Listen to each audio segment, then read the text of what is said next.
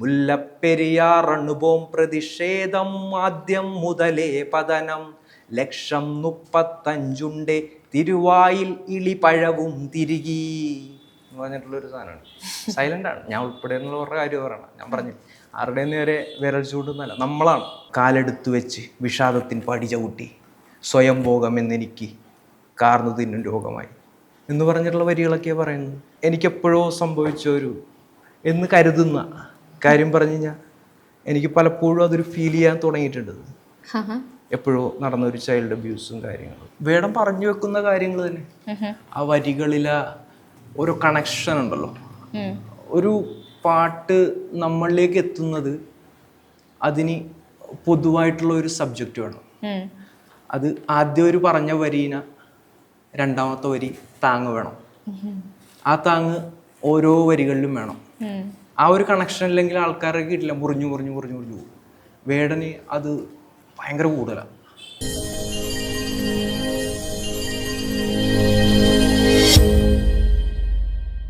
Hi everyone, welcome to Bohomedia. ഒരു വരിയിലായി പല ശരിയും പറയും കുമ്പാരി. ഞാൻ എന്തായി പറയുന്നതല്ലേ? ഒരാളെ പരിചയപ്പെടുത്താനുണ്ട്.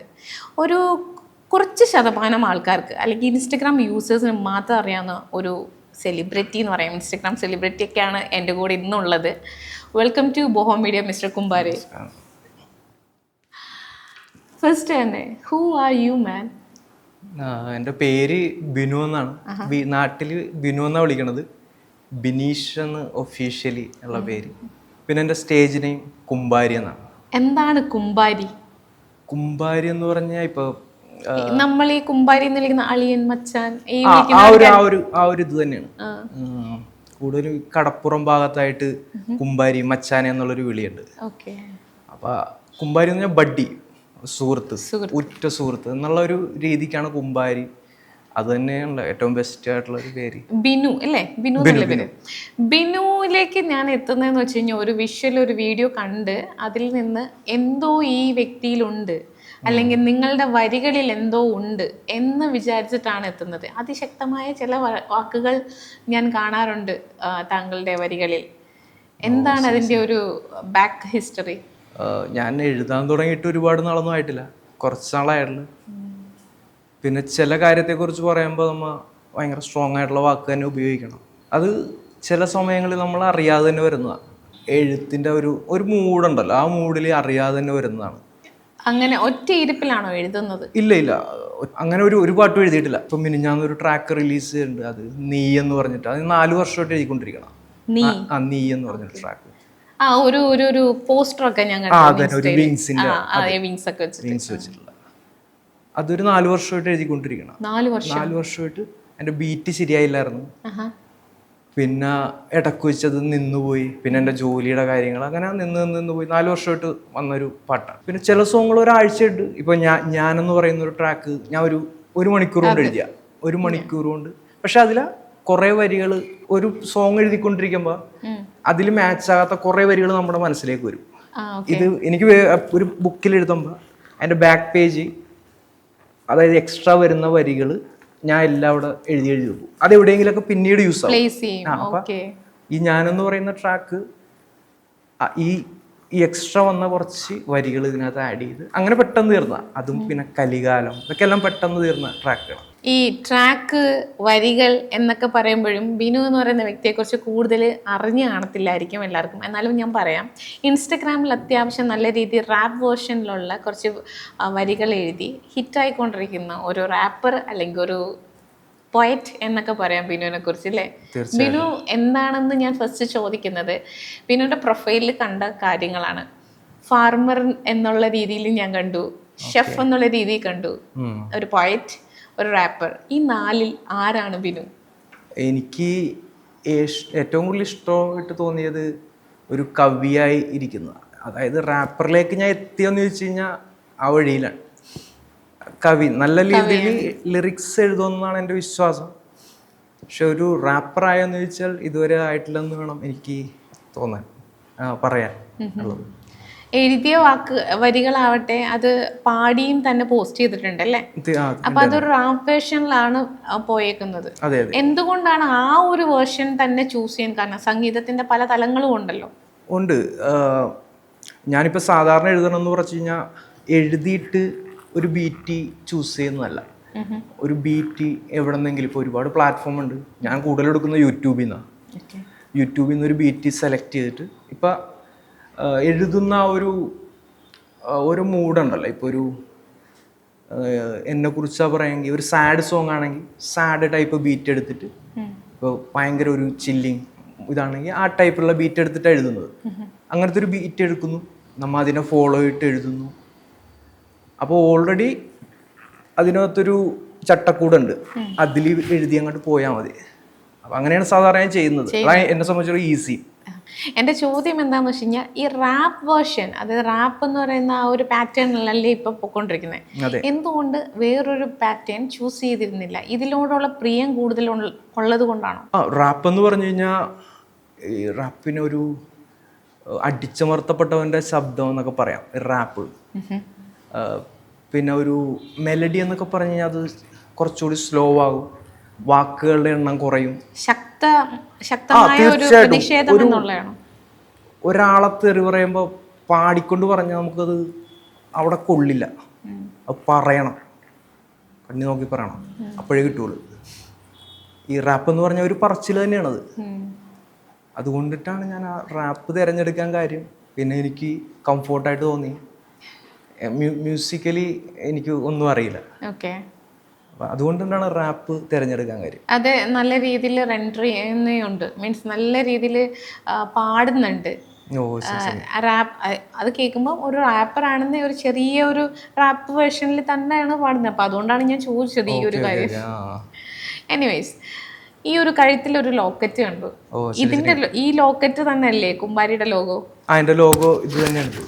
ഇത് എന്താണ് സംഭവം? ഇത് ഞാൻ ഷെഫായിട്ട് വർക്ക് ചെയ്യണ സമയത്ത് കിച്ചണിൽ സദ്യയുടെ പരിപാടി ഉണ്ട്.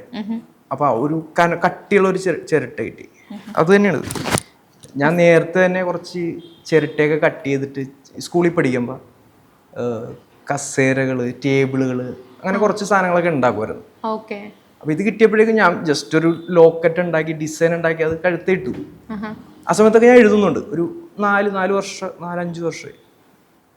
പിന്നീടാണ് ഇതിനൊരു എക്സ്പ്ലനേഷൻ ഒക്കെ ഞാൻ കൊടുത്തത്. എൻ്റെ ആ സമയത്ത് ലോഗോ ഒന്നുമല്ല, ജസ്റ്റ് ഒരു ലോക്കറ്റ് ആയിട്ട് ഇട്ടൊന്ന് മാത്രമേ ഉള്ളൂ. പിന്നീട് ഞാൻ ഇങ്ങനെ ആലോചിച്ച് കഴിഞ്ഞപ്പോൾ ഇതിനൊരു നമ്മുടെ ഒരു ക്രിസ്ത്യൻ ഈ ശവപ്പെട്ടി, അതിൻ്റെ ഒരു ഇതാണുള്ളത്. പിന്നെ അതിൻ്റെ നടുക്കൊരു ഹോളെന്ന് പറഞ്ഞാൽ ഈ നമ്മെല്ലാവരും ശൂന്യരാണ് ഇതിൽ. ശവപ്പെട്ടി അതുവരെയുള്ള നമ്മുടെ യാത്രകൾ ഇത്രയും വെട്ടിപ്പിടിക്കലും കാര്യങ്ങളൊക്കെ വെറുതെയാണ്. അപ്പം ശവപ്പെട്ടിയിൽ ശൂന്യര്, അതുകൊണ്ട് സമത്വം, സാഹോദര്യം ഇതെല്ലാം ചേർന്ന് പിടിച്ചിട്ട് ഈ സമൂഹത്തിൽ എല്ലാവരും കൂടി ഒരുമിച്ച് പോകുക എന്നുള്ളൊരു ഇതെല്ലാം ഇതിനകത്തുണ്ട്. അപ്പം ഇൻസ്റ്റ പ്രൊഫൈലിൽ ഞാൻ പ്ലാസ്റ്റിക്കിനെ ബേസ് ചെയ്തിട്ടുള്ളത്, മണ്ണ്, അങ്ങനെ ഒരുപാട് കാര്യങ്ങൾ കണ്ടു. അതിൻ്റെ കൂട്ടത്തിൽ ഒരു കാര്യം കണ്ടു, മുല്ലപ്പെരിയാറിനെ കുറിച്ചിട്ടുള്ള ഒരു വരികൾ. അതെ, പ്രതിഷേധ. എന്താ പ്രതിഷേധം? ഈ പറയുന്ന കണക്ക് മുല്ലപ്പെരിയാർ പൊട്ടും എന്നുള്ളത് ബേസ് ചെയ്തിട്ടുള്ള ഒരു പ്രതിഷേധമാണോ? അത് തന്നെ. മുല്ലപ്പെരിയാറിൻ്റെ അതൊരു മുല്ലപ്പെരിയാർ പൊട്ടുമെന്നുള്ളൊരു പ്രതിഷേധം മാത്രമല്ല, ഒരു പൊതുവായിട്ടുള്ളൊരു കാര്യത്തോട് ആൾക്കാർ കാണിക്കുന്ന അവഗണന, ഇതെല്ലാം ഒരു മുല്ലപ്പെരിയാറിൽ വെച്ചിട്ടൊന്നുമില്ല. അത് മുല്ലപ്പെരിയാർ എന്നുള്ളൊരു പേര് മാത്രമാണ്. പക്ഷെ അതിനകത്ത് പറഞ്ഞിരിക്കുന്ന കാര്യങ്ങൾ, ഇപ്പോൾ സോഷ്യൽ മീഡിയ ആയിക്കോട്ടെ, ഇവിടുത്തെ രാഷ്ട്രീയ പാർട്ടികളായിക്കോട്ടെ, പൊതുജനങ്ങളായിക്കോട്ടെ, അതിനകത്തൊരു വരിയുണ്ട്, അണ്ണാക്കിൽ പഴവും തിരികിരിക്കണേ, 35 ലക്ഷം പേരാ പൊട്ടിയാൽ മരിക്കും എന്ന് പറയുന്നത്. വേറെ പല പ്രശ്നങ്ങളും ഇവിടെ ഉണ്ട്. ഇതിനകത്തൊക്കെ ശരിയാണ്, നമ്മുടെ ആ ഒരു സമയക്കുറവും കാര്യങ്ങളും കൊണ്ടാണ് ഇതിനെതിരെ പ്രതികരിക്കാത്തത്. ഒരു പ്രതികരണ ശേഷി നഷ്ടപ്പെട്ട ഒരു സമൂഹമായിട്ട് എനിക്ക് തോന്നിയിട്ടുണ്ട്. അപ്പോൾ അതെല്ലാം കൂടി ഉൾപ്പെടുത്തിയിട്ട് ഇപ്പോഴത്തെ ആ ഒരു മുല്ലപ്പെരിയാറാണ് ഞാൻ നോക്കിയിട്ട് പാടാൻ പറ്റിയ ഏറ്റവും നല്ല ഇത്. അങ്ങനെ എഴുതിയതാണത്. അതൊന്ന് പാടാമോ? പിന്നെ തീർച്ചയായും. മുല്ലപ്പെരിയാറണു ബോംബെ ഇത്തലമേലെ തൂങ്ങണവാളെ, നെല്ലിപ്പല പല തല താണ്ടി ആ മലയിടയെ വിങ്ങണ തടയെ, മുല്ലപ്പെരിയാറണു ബോംബെ ഇത്തലമേലെ തൂങ്ങണവാളെ, നെല്ലിപ്പല പല തല താണ്ടി ആമലയിടയെ വിങ്ങണ തടയെ ലളിതം പക്ഷേ കഠിനം മൃദന മനസ്സിനുടയോ മാരെ 10,000 ഘടകം അടിയും തടയും അറിയുന്നവരെ 600 നടുവിലെ പല തലകൾ പുതയും ചേറും ചെളിയും നിയമം പല വശം അതു പറയും കഥ കാണും പ്രബുദ്ധത കഴുത ബഹുദൂരം താണ്ടണമിനിയും കഴുതയിൽ നിന്നും മനുഷ്യരിലേക്ക് അധികായന്മാരായെന്നും വിമർശനശൂലം എറിയും നമ്മൾ മുല്ലപ്പെരിയാറണുപോം പ്രതിഷേധം ആദ്യം മുതലേ പതനം 135 തിരുവായിൽ ഇളിപഴവും തിരികി എന്ന് പറഞ്ഞിട്ടുള്ളൊരു സാധനമാണ്. സൈലന്റ് ആണ്, ഞാൻ ഉൾപ്പെടെ എന്നുള്ള കാര്യം പറയണം. ഞാൻ പറഞ്ഞു ആരുടെ നേരെ വിരൽ ചൂണ്ടുന്നല്ല, നമ്മളാണ് മൊത്തത്തിൽ ചില അത്രേ ഉള്ളൂ. വേറെ അവരോ നിങ്ങളോ നമ്മളാണ്. എന്റെ പാട്ടുകളെല്ലാം നമ്മളാണ്. ആരെയും കുറ്റം ചാലിച്ചിട്ടുള്ള ഒരു വരികളും ഇല്ല അതിനകത്ത്. കുറ്റം നമ്മളെ കുറ്റം പറയും. ഞാൻ ഉൾപ്പെടുന്ന സമൂഹത്തിൽ എവിടെയോ നഷ്ടപ്പെട്ടു പോയ കുറച്ച് കാര്യങ്ങൾ, പ്രതികരണം, സമൂഹത്തോടുള്ള പ്രതിബദ്ധത, ഇതൊക്കെ നഷ്ടപ്പെട്ട ഒരു സമൂഹമാണ് നമ്മൾ. സമൂഹത്തിനോടുള്ള പ്രതിബദ്ധത അല്ലെങ്കിൽ പ്രതികരണശേഷി ഇല്ല എന്ന് പറയുന്നത് ഇന്നത്തെ തലമുറയെ കുറിച്ച് ആണോ പറയുന്നത്, അതോ മൊത്തത്തിലുള്ള കാര്യം? ഇന്നത്തെ അതാണ്. അവരെ മാത്രം കുറ്റം പറയാൻ പറ്റില്ല. അവരെന്താ കണ്ടുപിടിച്ചിരിക്കുന്നത്? ഇപ്പം ഞാൻ മുന്നേയുള്ള തലമുറയാണ് ഞാൻ. എന്നെ കണ്ടിട്ടാണ് എൻ്റെ അടുത്ത തലമുറ വന്നേക്കുന്നത്. ഞാനും എൻ്റെ ഒരു കണ്ണിയാണ്. അതിനെക്കുറിച്ചൊക്കെ ഉള്ളൊരു പാട്ടാണ്. ഞാനെന്ന് പറയുന്ന റാപ്പിലെ ഒരു ചെറിയ വരി കണ്ടു ഞാൻ. അതായത് കുറച്ച് കാര്യങ്ങൾ ഞാൻ തേടുകയാണ് ഞാനെന്ന റാപ്പിൽ കണ്ടു. എന്താണ് തേടുന്നത്? അതെൻ്റെ ഒരു സ്വന്തം ഒരു അനുഭവം തന്നെയാണ്. ഒരു ചൈൽഡ് അബ്യൂസിനെ കുറിച്ചുള്ളതാണ് ആ പാട്ട്. എൻ്റെ ചെറുപ്പകാലത്ത് എവിടെയോ സംഭവിച്ച ഒരു ചൈൽഡ് അബ്യൂസിൻ്റെ അതിൻ്റെ ആരാണ് കാരണക്കാരൻ എന്നുള്ള തേടലുകളാണ്. ആ പാട്ട് ഫുള്ള് അത് തന്നെ. എനിക്ക് സംഭവിച്ചിരിക്കുന്ന കാര്യങ്ങൾ, ഒരു ചൈൽഡ് അബ്യൂസ് നടന്നാൽ എനിക്ക് എൻ്റെ പഠിത്തത്തെ അത് ബാധിക്കും, എൻ്റെ വ്യക്തിത്വത്തെ അത് ബാധിക്കും. തീർച്ചയായിട്ടും. അതിനകത്ത് പറയുന്നത് ഇങ്ങനെയാണ്: വേലി കെട്ടിത്തിരിച്ച് സൗഹൃദങ്ങൾ മാറ്റി നിർത്തി, കാലെടുത്തു വെച്ച് വിഷാദത്തിൻ പടി ചവിട്ടി, സ്വയം ഭോഗം എന്നെനിക്ക് കാർന്നു തിന്നും രോഗമായി എന്ന് പറഞ്ഞിട്ടുള്ള വരികളൊക്കെയാണ് പറയുന്നത്. പിന്നെ അങ്ങനെയുള്ള കുറേ വരികൾ അത് എനിക്കെപ്പോഴോ സംഭവിച്ച എന്ന് കരുതുന്ന കാര്യം പറഞ്ഞു കഴിഞ്ഞാൽ എനിക്ക് പലപ്പോഴും അതൊരു ഫീൽ ചെയ്യാൻ തുടങ്ങിയിട്ടുണ്ട്. എപ്പോഴോ നടന്ന ഒരു ചൈൽഡ് അബ്യൂസും കാര്യങ്ങളും. അപ്പം അതിനെ ഇങ്ങനെ അന്വേഷിക്കുന്ന ബിനുവിന്റെ മാത്രം ഒരു എക്സ്പീരിയൻസ് എന്നാണോ പറയുന്നത്? എൻ്റെ മാത്രം എന്ന് പറഞ്ഞാൽ അല്ല, ബിനുവിന്റെ എക്സ്പീരിയൻസ് വെച്ചിട്ടാണോ ഈ എഴുതിയിരിക്കുന്നത്? അത് തന്നെ, എൻ്റെ എക്സ്പീരിയൻസ് വെച്ചിട്ടാണ് ഞാൻ എഴുതിയിരിക്കുന്നത്. അത് ഓർമ്മയിലില്ല. ഇല്ല. എവിടെയോ എന്തോ ഒരു പുകവും ഒരു മറയിലുണ്ട്. വർഷങ്ങളായിട്ട് ഇങ്ങനെ ആലോചിച്ചിട്ടിരിക്കുന്നതാണ്. ഇത് ഞാൻ എഴുതി കഴിഞ്ഞിട്ട് നമ്മുടെ നാട്ടിലുള്ള 2-3 കുട്ടികൾ എന്നോട് പറഞ്ഞു എനിക്കും ഉണ്ടായിട്ട് ഈ ഒരു അനുഭവം. എന്നേലും പ്രായത്തിൽ മൂത്ത ഒരുത്തൻ, ഒരു കുട്ടൻ എന്ന് പറഞ്ഞ ഒരുത്തൻ എന്നോടൊന്ന് പറഞ്ഞു എനിക്കും സംഭവിച്ചിട്ടുണ്ട് ഇതുപോലെ. പുള്ളിക്കും അറിയില്ല. സമൂഹത്തിൽ ഒരുപാട് പേർക്കുണ്ട്, ചിലരൊന്നും അറിയില്ല. എന്നെ അടുത്ത് ആരും പറഞ്ഞതല്ല, എനിക്ക് തോന്നിയ കാര്യങ്ങളാണ്. ചില സമയങ്ങളിൽ അത് നമ്മളിലേക്ക് ഓർമ്മയായിട്ട് വരാറുണ്ട്. പേടിപ്പെടുത്തലും നമ്മുടെ ഈ ഒരു എന്താ പറയാ, മറ്റുള്ളവരോടുള്ള പേടി, സഭാകമ്പം, ഇതൊക്കെയെല്ലാം ഇതിൽ നിന്ന് വന്നതെന്ന് ഞാൻ കരുതുന്നു. എനിക്കറിയില്ല. അതാണ് ഞാൻ ഇപ്പോഴും അതിനകത്ത് പറഞ്ഞു വെച്ചത്. ഞാനിപ്പോഴും തേടിക്കൊണ്ടിരിക്കുന്നതാണ്. ഞാനെന്ന് പറഞ്ഞത് പൂർണ്ണമായിട്ട് എന്നെ കുറിച്ചുള്ള ഒരു പാട്ടാണ്. അപ്പോൾ അതിൽ നിന്ന് തിരിച്ച് കരകയറാനായിട്ടുള്ള എന്ത് വഴിയാണ് ബിനു കാണുന്നത്? നല്ലൊരു ഡോക്ടറിനെ കാണുക, ട്രീറ്റ്മെന്റ് എടുക്കുക. നല്ല കാര്യമാണ് കേട്ടോ. അത് വളരെ ചുരുക്കം. അതായത് ഇന്നും ഇത്രയും ഡെവലപ്പ് ആയിട്ടുള്ള നമ്മുടെ സൊസൈറ്റിയിലും പലരും മാനസിക പ്രശ്നം എന്നുള്ള രീതിയിൽ അല്ലെങ്കിൽ മെൻ്റൽ ഇൽനെസ് എന്നുള്ള രീതിയിലാണ് ഇതിനെ കാണുന്നത്. പക്ഷേ ഇതിന് ഒരു ഡോക്ടറുടെ ആവശ്യമുണ്ടെന്നുള്ളത് വളരെ ചുരുക്കം ആൾക്കാർക്ക് മാത്രമേ ഇന്നും അറിയുള്ളൂ. തീർച്ചയായിട്ടും ഡോക്ടർ അതിനാണല്ലോ പ്രൊഫഷണൽ ആയിട്ടുള്ള ആൾക്കാർ ഈ മൈത്രേനൊക്കെ പറഞ്ഞു വെക്കുന്നൊരു കാര്യമുണ്ട്.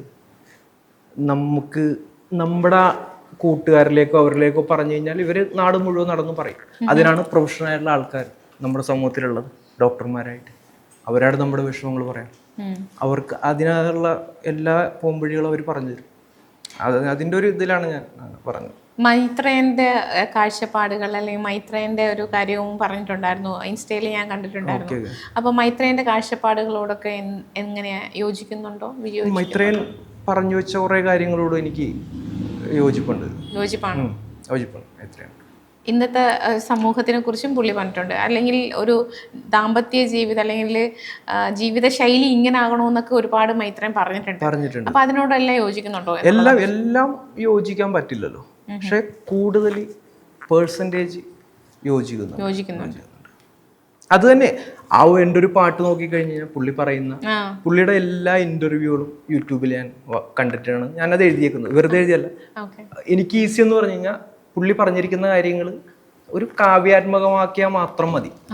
അങ്ങനെ പുള്ളി പറഞ്ഞിരിക്കുന്നതാണ് എല്ലാ കാര്യങ്ങളും. അതിർവരമ്പുകളും മതിലുകളും മതവും ഇപ്പോ കുറെ നരച്ച രാഷ്ട്രീയ പ്രവർത്തകരും എല്ലാവരെയും കുറിച്ച് പറഞ്ഞത് ഞാൻ അതിനകത്ത് എഴുതിയിട്ടുണ്ട്. അതിനകത്ത് ഇപ്പം മൈത്രേനെ കുറിച്ച് പറഞ്ഞതിനകത്ത് മതിലുകളും അതിന്റെ കാര്യങ്ങളൊക്കെ പറയുന്നുണ്ട്. അപ്പം ഈ പറയുന്ന പോലെ ബിനുവിന്റെ കാഴ്ചപ്പാടിലും ഇതേ കണക്ക് അതിർവരമ്പുകളും വേലികളും ഒന്നും വേണ്ട എന്നുള്ളതാണോ? അങ്ങനെ തന്നെയാണ്. പക്ഷെ അതൊക്കെ മാറ്റിവെച്ചിട്ടുള്ളൊരു പോക്കും സാധ്യമല്ല. അതാണ് മുഴുവനും യോജിക്കാൻ പറ്റില്ല എന്ന് പറഞ്ഞത്. അതാണ് അതുകൊണ്ടാണ് ഇപ്പോഴത്തെ ഒരു സാമൂഹിക സ്ഥിതി വെച്ച് നോക്കുമ്പോൾ ഇതൊന്നും മാറ്റി നിർത്തിയിട്ടുള്ള ഒരു പോക്ക് സാധ്യമല്ല. മതിലുകൾ എപ്പോഴും ഈ മതിലുകളും വേലിക്കെട്ടുകളും അതിർവരമ്പുകളൊക്കെ മനുഷ്യന്മാരെ ഡിവൈഡ് ചെയ്യുന്നതാണ്. അപ്പോൾ അതുകൊണ്ടായിരിക്കാം മൈത്രേൻ മതിലുകൾ വേണ്ട എന്ന് പറഞ്ഞിരിക്കുന്നത് അതിനെ ഉപയോഗിച്ച്. അപ്പോൾ ഞാൻ എൻ്റെ വീടിന് ചുറ്റും മതിൽ കെട്ടിയ ആളാണ്.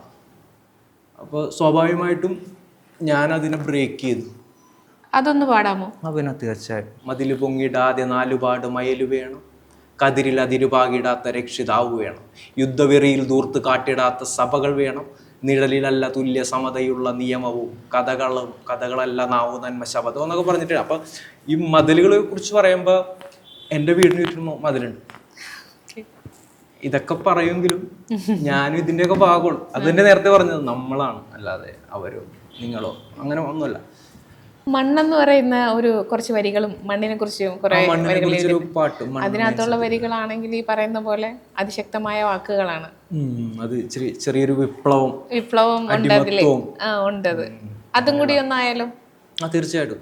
കലപാടി കലപ്പയാടി നില ഉഴുത മണ്ണിൻ ഫലം നൂറുമേനി, ആ ഫലം അതു തിന്നുകൊഴുത്തവൻ നിന്നയുണ്ട് തിരുമൈരുമേനി, നെല്ലളവ് പകുത്തുമാറ്റി പുലയാടി കയ്യിൽ തഴമ്പു പാക്കി, ചെറുമുണ്ട് പുടുക്കി ഉരുത്തര ചാണുവയറിൻ്റെ പശിയടക്കി, ചെറുകുടിലിൽ പലവയറങ്ങനെ കാത്തുവിശപ്പിൻ അതിരുകൾ താണ്ടി, ഒലച്ചൂട്ടു വെളിച്ചമടുത്തു പിഞ്ചുവയറിനത് ശീലവുമായി, ഒരു നാൾ പല പട്ടിണിയാൽ ഇവർ തരിശുതരം പേറുന്നവരല്ലേ, കുലമായി പുലയാട്ട് സഹിച്ചു താണശിരസുള്ള മനുഷ്യരുമല്ലേ, തണലില്ല തണുപ്പതുമില്ല തുണയായ അക്ഷരമാലയുമില്ല, തഴയില്ല തഴപ്പായില്ല തഴുതാമ വിളയും ഭൂമിയുമില്ല, മഴ വീണാൽ തടയണയില്ല മാറുമറയ്ക്കാൻ തുണിയതുമില്ല, വയൽമുക്കിയ പ്രളയം പോലെ വറുതി തലയ്ക്കത് മീതയതായി, മണ്ണിൽ നിറ ഭീതികളിവിടെ മണ്ണിൽ നിറ കുരുതികളിവിടെ, മണ്ണിൽ നിറ കുരുതികളിവിടെ മണ്ണേ മണൽ സമതകളിവിടെ, മുറവിളികൾ പതിവിലുമധികം അതിരുകളും തരം തിരിവുകളിവിടെ, മാറ്റം തല പൊക്കി ചരിത്രം വെറുപ്പിനു തടയണ പണിയണം ഇവിടെ, തോൽവികളോ തോൽവികളല്ലവ പുതുതലമുറയുടെ പാതയതല്ലേ, പൊരുതാം ഉയർ ചിന്തകൾ നാം വിടും ഉയരിൻ മണ്ണിൻ നീതികൾ തേടി, മണ്ണേ മണൽ നീതികൾ തേടാം. അങ്ങനത്തെ ഒരു മണ്ണെന്ന് പറഞ്ഞൊരു ട്രാക്കാണ്. ഇന്ന് സോഷ്യലി റെലവൻ്റ് ആയിട്ടുള്ള ഒരു കാര്യമുണ്ട്, ലഹരി. ഈ ലഹരിയെക്കുറിച്ചും ഇതിനെക്കുറിച്ചുള്ള ബോധവൽക്കരണം അങ്ങനെ എന്തെങ്കിലും എഴുതാൻ താല്പര്യമുണ്ടോ, അല്ലെങ്കിൽ എഴുതാനായിട്ട് ആഗ്രഹിക്കുന്നുണ്ടോ? അതിനെക്കുറിച്ച് മാത്രമായിട്ടൊന്നും എഴുതിയിട്ടില്ല. പക്ഷെ ഞാനൊരു കല്ലികാലം എന്ന് പറഞ്ഞൊരു അതിനകത്ത് ഇപ്പോഴത്തെ സമൂഹത്തിൽ നടക്കുന്ന കാര്യങ്ങളെല്ലാം അതിനകത്ത് പറയുന്നുണ്ട്. മാധ്യമം ചെയ്യുന്ന അവരുടെ സൈലൻസ്, ചില പക്ഷം പിടിച്ചുള്ള പരിപാടികൾ, പിന്നെ ഇവിടുത്തെ നിയമങ്ങൾ. സത്യം പറഞ്ഞാൽ അതിനകത്ത് എഴുതിയിരിക്കുന്നത് ഡ്രഗ്സ് അടിച്ച് കണ്ണുപോയ നിയമമുള്ള ഈ നാട്ടിൽ കുഞ്ഞു മനസ്സ് പാറ പോലെയാകണം എന്നാണ് എഴുതിയേക്കുന്നത്. ഇതെല്ലാം കുട്ടികളിലേക്ക് മാത്രം അവരെ മാത്രം കുറ്റം പറയാതെ ഇവിടെ എല്ലാവരുടെയും കൂടിയുള്ള പ്രശ്നമായിട്ട് കരുതിയാൽ മതി. ഒരു പ്രശ്നം വരുമ്പോൾ ഇതിനു മുമ്പേ ഡ്രഗ്സ് ഇവിടെ ഉള്ളതല്ലേ, അതൊരു പ്രശ്നമായത് അത് കാരണം കുറെ കൊലപാതകങ്ങൾ നടക്കുന്നതുകൊണ്ടല്ലേ. അതിനു മുമ്പൊക്കെ എവിടെയുണ്ട് ഇത്? ഇപ്പൊ ആൾക്കാരുടെ ശ്രദ്ധ വന്നത് ഇത്രയും കൊലപാതകങ്ങൾ ഡ്രഗ്സ് കാരണമാണെന്ന് പറയപ്പെടുന്നതുകൊണ്ടാണ്. അതിനു മുമ്പ് കൂടെ ഉണ്ട്. അപ്പോൾ ഞാൻ അതിനെക്കുറിച്ച് സൈലൻ്റ് ഒന്നുമല്ല, ഞാൻ എഴുതിയിട്ടുണ്ട്. കലികാലം എന്ന് പറഞ്ഞ ഒരു ട്രാക്കിൽ എഴുതിയിട്ടുണ്ട് വ്യക്തമായിട്ട്. കുമ്പാരി ഈ പറയുന്ന പോലെ കുറച്ച് നാളായിട്ടേ ഉള്ളൂ ഈ വരികളൊക്കെ എഴുതി തുടങ്ങിയെന്ന് പറഞ്ഞു. അപ്പം ജീവിക്കാനുള്ള ഒരു വഴിയുണ്ടല്ലോ, അതെന്തായിരുന്നു മുന്നേ കൂട്ടി? ഷെഫായിരുന്നു എന്നൊക്കെ ഞാൻ ഇൻസ്റ്റയിൽ പ്രൊഫൈലിൽ കണ്ടു. ആ ഒരു കാലഘട്ടം എങ്ങനെയാണെന്നൊന്ന് പറയാമോ? ആ ഷെഫാണ് ഞാൻ. ബേസിക്കലി ഒരു 24 വർഷമായിട്ട് ഞാൻ പാചകം തന്നെ, ഹോട്ടൽ മാനേജ്മെന്റ് പഠിച്ചിട്ട് നാട്ടിൽ കുറച്ച് സ്ഥലത്തേ വർക്ക് ചെയ്യുള്ളൂ. 3 ഹോട്ടലിൽ വർക്ക് ചെയ്യുള്ളൂ. പിന്നെ അത് കഴിഞ്ഞിട്ട് ഹൗസ് ബോട്ടിൽ കുറച്ചാൾ വർക്ക് ചെയ്തു. ദുബായിൽ ഒരു 5 വർഷം ഉണ്ട്. പിന്നെ അത് കഴിഞ്ഞിട്ട് ക്രൂസ് ഷിപ്പിൽ റോയൽ കരീബിയൻ എന്ന് പറഞ്ഞ ഒരു ക്രൂസ് ഷിപ്പിൽ വർക്ക് ചെയ്ത് 2 കോൺട്രാക്റ്റ്. അത് കഴിഞ്ഞിട്ട് US ചാടി വർക്ക് ചെയ്താണ്. ഇല്ലീഗലായിട്ട് അവിടെ വർക്ക് ചെയ്തു. അത് പക്ഷേ ഭയങ്കര പ്രശ്നമല്ലേ അങ്ങനെയൊക്കെ വർക്ക് ചെയ്യുമ്പോൾ? ഒരുപാട് ഇല്ലീഗൽസ് US ഉണ്ടല്ലേ? അല്ലെങ്കിൽ ആ രാജ്യം മുമ്പോട്ട് പോയില്ല. അവിടെ വർക്ക് ചെയ്യാനുള്ള അത്രയും സ്റ്റാഫൊന്നും അവിടെ ഇല്ല. അതുകൊണ്ട് തന്നെ അവിടുത്തെ ഗവൺമെൻറ്റും അതിനെയൊക്കെ സപ്പോർട്ട് ചെയ്യും. എനിക്ക് അവിടെ ബാങ്ക് അക്കൗണ്ട് എടുക്കാം, ഡ്രൈവിംഗ് ലൈസൻസ് എടുക്കാം, അതിലും കാർ മേടിക്കാം, അങ്ങനെയുള്ള കാര്യത്തിനൊന്നും പ്രശ്നമൊന്നുമില്ല. അപ്പോൾ ഫസ്റ്റ് ഞാൻ വർക്ക് ചെയ്യണത് ഫ്ലോറിഡയിലാണ്. അപ്പം ഫ്ലോറിഡയിൽ ആ കിച്ചണിലാണ് ഒരു ഫ്ലേവേഴ്സ് ഓഫ് ഇന്ത്യ എന്ന് പറഞ്ഞൊരു റെസ്റ്റോറൻറ്റിലാണ് ആദ്യമായിട്ട് വർക്ക് ചെയ്യുന്നത്. അപ്പോൾ അവിടെ ഒരു ഗോവക്കാരൻ പയ്യനുണ്ട്. അവനെപ്പോഴും അവിടെ സ്പീക്കറുണ്ട്. അപ്പോൾ ഒരു ഹിന്ദി പാട്ട് വെക്കും എപ്പോഴും. ഹിന്ദി റാപ്പ് സോങ് വെക്കണം. അപ്പോൾ റാപ്പിനെ കുറിച്ചൊന്നും എനിക്ക് വലിയ അറിവൊന്നുമില്ല ആ സമയത്ത്. ഇപ്പോൾ എമിനത്തിനെയൊക്കെ അറിയുമെങ്കിലും 50 Cent ഇവരെയൊക്കെ അറിയുമെങ്കിലും അവർ റാപ്പാ പാടണമെന്നൊന്നും എനിക്കറിയില്ലായിരുന്നു. അപ്പോൾ ഹിന്ദിയിൽ ആ സമയത്ത് ഡിവൈൻ, MEV, ബണ്ടായി അങ്ങനെയുള്ള കുറച്ച് ആർട്ടിസ്റ്റുകളുടെ പാട്ടുകൾ. ഡിവൈൻ എനിക്ക് ഭയങ്കര ഒരു ആകർഷണം തോന്നിയ ഒരു മനുഷ്യനാണ്, അയാളുടെ എഴുത്ത്. അങ്ങനെയാണ് ഞാൻ എഴുതി തുടങ്ങുന്നത്. ഞാൻ ആദ്യമായിട്ട് എഴുതിയത് എൻ്റെ ഷെഫ് ജോബിനെ കുറിച്ചുള്ള ഒരു പാട്ടാണ്. എൻ്റെ ഫസ്റ്റ് ട്രാക്ക് ഷെഫ് എന്ന് പറയുന്നൊരു പാട്ടാണ്. അത് ഒരു 5 വർഷമായുള്ളൂ ഞാൻ എഴുതാൻ തുടങ്ങിയിട്ട്. അതിന് മുമ്പൊന്നും ഞാൻ ഒരിടത്തും ഞാൻ ഒരു 1-2 പാട്ടുകളല്ല, ഒരു 4 വരിയൊക്കെ എഴുതിയിട്ടുണ്ടെങ്കിലും അതൊക്കെ എപ്പോഴും എൻ്റെ ബുക്കിൻ്റെ അകത്ത് തന്നെ ഇരുന്നുള്ളൂ. ഞാൻ ആരെയും കാണിച്ചിട്ടൊന്നുമില്ല. പിന്നീട് അതിനുശേഷം വന്നതാണ് മൈത്രേയനും അങ്ങനെയുള്ള പാട്ടുകളൊക്കെ. ഇപ്പൊ കറന്റ്ലി ഇപ്പൊ എന്ത് ചെയ്യുന്നത്? ഷെഫ് ജോബിന് പോകുന്നുണ്ടോ? ഇല്ല, ഇപ്പൊ ഞാൻ ഒരു ബ്രേക്ക് എടുത്തേക്കണം. ഇപ്പൊ ഒരു 1-2 മാസമായുള്ളൂ എൻ്റെ ജോലി വിട്ടിട്ട്. ഇപ്പൊ നാട്ടിൽ ഞാൻ വന്നേളൂ. നാട്ടിൽ വന്നേളൂ. കൃഷി ചെയ്യണമെന്നൊരാഗ്രഹമുണ്ട്. കൃഷിക്കാരൻ ഞാൻ കണ്ടിരുന്നു. കൃഷിക്കാരനാണല്ലേ? നല്ല കാര്യമാണ്. കൃഷി എന്ന് പറയുന്നത് വളരെ മോശമായിട്ടുള്ള കാര്യമൊന്നുമല്ലല്ലോ. എല്ലാ ജോലിയും നല്ല കാര്യമല്ലേ? അതായത് എല്ലാ ജോലിയും നല്ലതാണ്. തീർച്ചയായിട്ടും. ഈ പറയുന്ന പോലെ നമ്മളുടെ നാട്ടില് വർണ്ണവിവേചനം എന്ന് ഒരു കൺസെപ്റ്റ് ഇപ്പോഴും നിലവിലുണ്ടെന്ന് തോന്നുന്നുണ്ടോ ബിനുവിന്? വർണ്ണവിവേചനം അങ്ങനത്തെ എൻ്റെ ഒരു എക്സ്പീരിയൻസിൽ എനിക്ക് അങ്ങനെ ഒരു കളറിൻ്റെ പേരിലൊരു എന്നെ മാറ്റി നിർത്തി അങ്ങനെ ചെയ്തിട്ടില്ല. ഇല്ല. പക്ഷേ കയ്യിൽ പൈസ ഇല്ലെങ്കിൽ ഇതൊക്കെ ഒരു ഘടകമാണ്. പണമില്ല, നമുക്ക് ആ ഒരു പദവിയില്ല, ഇതൊക്കെ ഒരു പ്രശ്നമായിട്ട് എനിക്ക് തോന്നിയിട്ടുണ്ട്. കളർ ഒരു വലിയൊരു ഘടകമാണെന്ന് എനിക്ക് തോന്നുന്നില്ല എൻ്റെ എക്സ്പീരിയൻസ് വെച്ചിട്ട്. വളരെ സിമ്പിൾ ആയിട്ട് തന്നെയാണ് പറഞ്ഞത്. എനിക്ക് അങ്ങനത്തെ ഒരു കളർ, കയ്യിൽ പണമില്ലെങ്കിൽ ഒന്നുമില്ല എന്നുള്ളതാണ്. ശരിയാണ്. അതൊരു കളറിൽ മാത്രമല്ല, ചിലർക്കത് കളറായിരിക്കും, ചിലർക്കത് പൈസയാണ്, ചിലർക്ക് വേറെ എന്തെങ്കിലും ആയിരിക്കും. അവർക്ക് അനുഭവപ്പെടുന്ന ആ ഒരു എക്സ്പീരിയൻസ് അല്ലേ ഈ കളറും. വേടന്റെ മുന്നിൽ ഒരു പെർഫോമൻസ് കാഴ്ചവെച്ചിട്ടുണ്ടെന്ന് റീല് കണ്ടിരുന്നു. അപ്പം വേടനുമായിട്ടുള്ള കണക്ഷൻ എങ്ങനെയാ? നേരത്തെ മുന്നേ കൂട്ടി അറിയാമോ അതോ? ഇല്ല, എനിക്കറിയില്ല. ഞാൻ വേടനെ ട്രിവാൻഡ്രത്ത് വെച്ചിട്ട് ഞങ്ങൾ വേടൻ്റെ ഒരു പ്രോഗ്രാം കാണാൻ വേണ്ടി പോയതാ. അപ്പോൾ അവിടെ വെച്ചിട്ട് ഞങ്ങൾ കുറച്ച് ആർട്ടിസ്റ്റുകളുണ്ട്. ഞങ്ങൾക്കൊരു അഗർത്തി എന്ന് പറഞ്ഞൊരു ബാൻഡ് ഉണ്ട്. അതിനകത്തുള്ളല്ലേ മറ്റേ താടിക്കാരൻ വിശ്വ കിക്ക് എന്ന് പറഞ്ഞ ഞങ്ങൾ 3 പേരും കൂടി ചെയ്തിട്ടുണ്ട്. ഇപ്പൊ ഒരുപാട് ആർട്ടിസ്റ്റ് ഉണ്ട്. ഞങ്ങൾ തുടക്ക സമയത്ത്, അതായത് എൻ്റെ ഇൻസ്റ്റാ പേജ് വഴി ഇൻസ്റ്റയിൽ വരുന്ന കുറെ ഇതുണ്ടല്ലോ എൻക്വയറികൾ, ചേട്ടാ ഇത് എങ്ങനെ എഴുതണം, എനിക്കും അറിയില്ല എന്നും പറയാം, പക്ഷെ എനിക്കറിയാവുന്ന പോലെ ഒരു പറഞ്ഞു കൊടുക്കും. അപ്പൊ ആ സമയത്ത് ഈ മുല്ലപ്പെരിയാറൊക്കെ ഞാൻ ഇറക്കുന്ന സമയത്ത് ഫസ്റ്റ് പോർഷൻ കൊടുക്കുന്ന ഇൻസ്റ്റയിലിട്ടിട്ട് അത്യാവശ്യം വൈറലായ സമയത്ത് കുറെ കമന്റ്സുകളും കാര്യങ്ങളും വന്ന അതിൽ നിന്ന് കളക്ട് ചെയ്ത കുറെ ആൾക്കാരാണ് ഈ അഗർത്തെ എന്ന് പറയുന്നത് ബാൻഡ്. അങ്ങനെയാണ് വേടന്റെ മുന്നിലേക്ക് അവിടെ പോയി വേടനെ പരിചയപ്പെട്ടു. പുള്ളി എനിക്കൊരു ചാൻസ് തന്ന സ്റ്റേജിൽ പാടാൻ. അല്ല, എനിക്ക് മുൻകൂട്ടി പുള്ളിയായിട്ട് പരിചയമൊന്നുമില്ല, പക്ഷെ എനിക്ക് വേടന്റെ പാട്ടുകളാണ് എൻ്റെ ഏറ്റവും ഫേവറേറ്റ്. വേടന്റെ വരികൾ അതിശക്തമാണല്ലേ?